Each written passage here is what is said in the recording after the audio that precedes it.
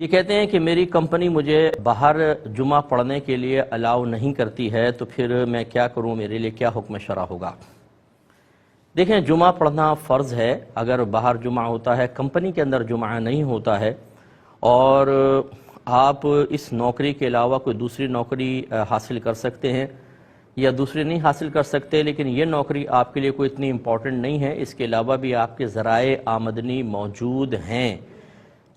یا اس کے بغیر بھی آپ گزارا کر سکتے ہیں، تو بس پھر تو فرض ہے آپ کو، چاہے کمپنی آپ کو رکھے یا نکالے، جمعہ پڑھنا ہوگا، کیونکہ وہ اللہ کی ڈیوٹی ہے۔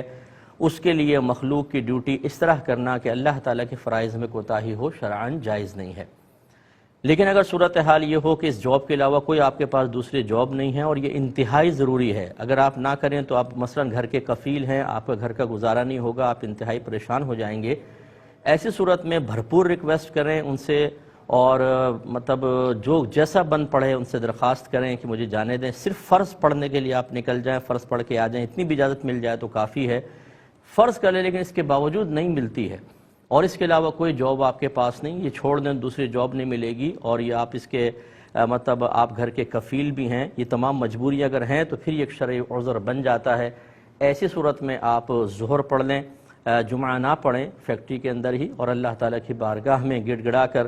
توبہ کرتے رہیں کہ اللہ تعالیٰ آپ کے اس قصور کو معاف کرے، اور جیسے ہی آپ کا یہ عذر ختم ہو، آپ فوراً سے پیشتر جمعہ باہر جا کر ہی ادا کریں۔